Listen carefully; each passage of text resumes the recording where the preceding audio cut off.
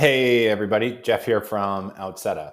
Today I want to talk a little bit about why we run our SaaS business without budgets, forecasts, or performance targets. I know that might sound a little crazy to some of you. Budgeting, forecasting, setting performance targets, these are just regular activities that happen in the context of every business, right? For the most part, yes. But the point I want to make today is why we have decided not to do these activities. And not only that, but why these things can actually hurt your business's performances in a lot of instances. So let's dig in. First concept I want to introduce is whether it's budgeting, forecasting, setting performance targets, these are all a form of planning. And ultimately, planning is a guess. And there's nothing wrong with making a guess. Most of businesses sort of making educated guesses. But the problem that I see is we tie so much of how we operate our companies to these guesses. We pay people out on their ability to hit a particular performance target. We share forecasts with our investors. We've got budgets that we stick to fairly rigidly. And ultimately, these things are guesses at best. And there's just sort of too much riding on them when we all know markets change, pandemics happen, all these sorts of things that change the circumstances. Yet we're trying to stick to these relatively rigid plans. Something about that seems really problematic for me. Beyond that, if we're thinking about planning, Jason Fried from Basecamp has a really good quote that's something akin to we have the most information when we're actually doing something, yet when do we make a plan? We make a plan ahead of time. So you're sort of doing these activities ahead of time when you don't have the best information.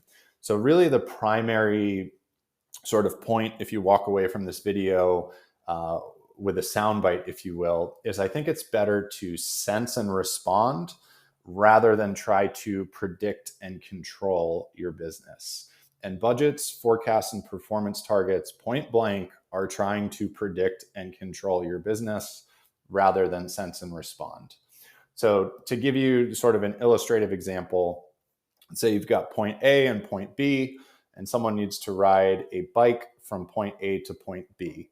This is an example Frederick Laloux shares in his book, Reinventing Organizations. If somebody plans ahead of time and plots the optimal course and then takes off and there's some wind, they're going to blow off course and not reach their target. They're not going to reach point B. If you take somebody and you send them off on their bike and give them freedom to sense and respond to the wind conditions, they can adjust and ultimately get themselves to their destination. And I think that's more of what we are trying to do in the context of our business.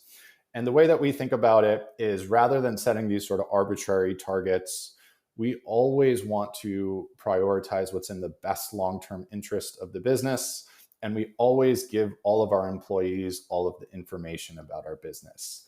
If we give them those two guardrails, they have all the information. If they know we have a budget of $100,000 or $100,000 in our bank account, they can't go make a $20 million investment. It's just not feasible.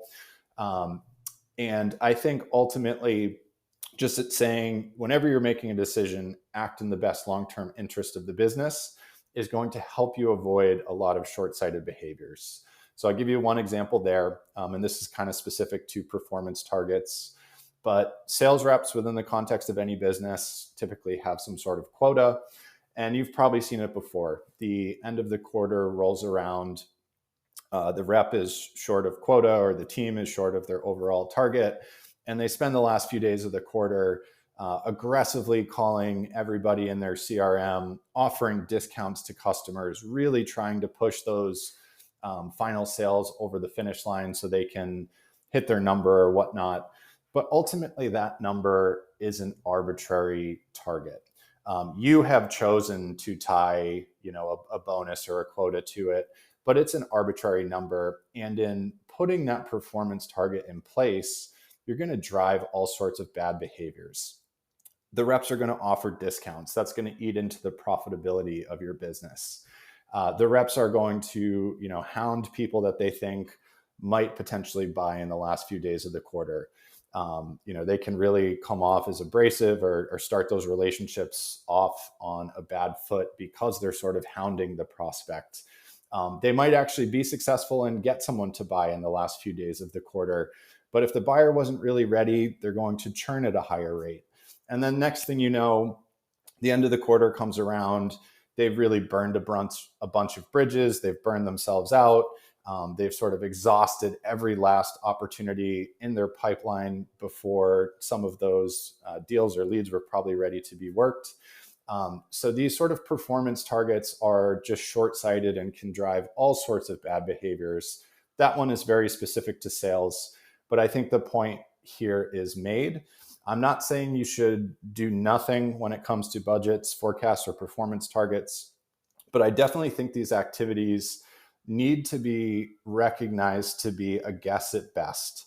And oftentimes just a quick and dirty sort of back of the napkin exercise to get at a budget or a forecast or a performance target is more than enough. There's nothing wrong with knowing, where you want to end up at the end of this quarter or the end of this year, but we need to stop viewing these things as these rigid plans that we need to stick to, that so much in terms of compensation and performance and whatnot is judged against.